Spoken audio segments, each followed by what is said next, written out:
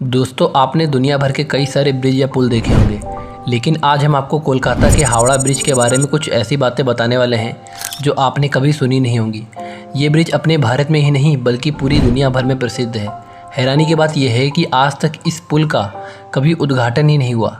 इस पुल को बने लगभग 70 साल पूरे हो चुके हैं और इस पुल की खासियत ये है कि पूरा ब्रिज नदी के दोनों किनारों पर बने 280 फीट ऊंचे पायों पर टिका है। इसके दोनों पायों के बीच की दूरी 1500 फीट की है, यानी कहने का मतलब ये है कि इस ब्रिज के नीचे एक भी खंभा नहीं है। ये ब्रिज बिना खंभों के ही टिका है, जिस पर से लगभग दिन में 1 लाख से भी ज़्यादा वाहन गुजरते रहते हैं, जो कि दिन पर दिन कमज़ोर होता जा रहा है। ये ब्रिज कोलकाता और हावड़ा के बीच बहने वाली हुगली नदी पर बना है। दोस्तों, पहले हुगली नदी पर कोई भी ब्रिज नहीं हुआ करता था। 19वीं शताब्दी में ब्रिटिश इंडियन गवर्नमेंट ने लोगों के आने जाने के लिए इस ब्रिज को बनाने की योजना बनाई थी। इसके बाद सन 1874 में इस नदी के ऊपर 22 लाख रुपए लगाकर पीपे का पुल तैयार किया गया, जिसकी लंबाई 1828 फीट और उसकी चौड़ाई 62 फीट थी। लेकिन प्रेजेंट टाइम में ब्रिज जितने मजबूत तैयार किए जाते हैं, ये ब्रिज उतना मजबूत नहीं था। फिर उसके बाद आया साल 1906 का दौर, जब हावड़ा स्टीफन किया गया, जिसके बाद से लोगों की आवाजाही बढ़ गई। दोस्तों, इस ब्रिज को एक दिन में 2 बार 12 बजे के टाइम पर बंद किया जाता है। इसका रीज़न ये है कि जिस इंजीनियर ने इस ब्रिज को बनाया था, उन्होंने बताया था कि अगर ये फ्यूचर में कभी टूटता है तो 12 बजे के टाइम पर ही टूटेगा।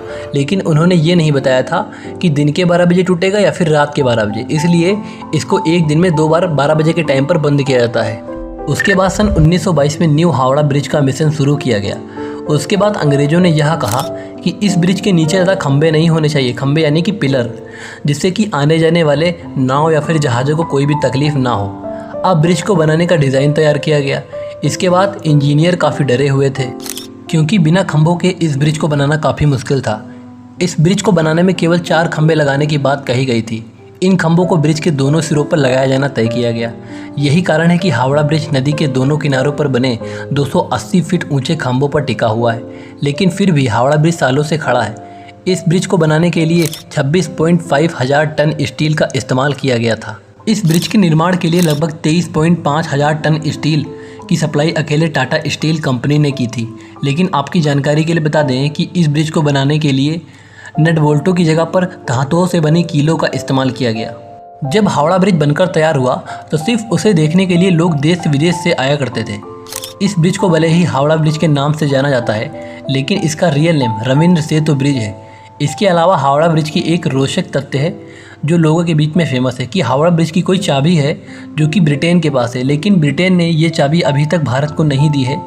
इस चाबी को लेकर कुछ बातें कही जाती हैं, जैसे कि बड़े बड़े जहाज़ों को आने जाने के लिए इस चाबी की मदद से इस ब्रिज को खोला जा सकता है, यानी कि बीच से खोला जा सकता है। लेकिन इस चाबी वाली बात में कितनी सच्चाई है, इसका खुलासा तो आज भी नहीं हो पाया है। लेकिन अगर प्रेजेंट टाइम में इस ब्रिज की बात की जाए तो आपको जानकर हैरानी होगी कि स्टील से बना यह ब्रिज अब खतरे में है। इंजीनियर्स का कहना है कि इसके खंभों पर अब जंग लगने लगा है।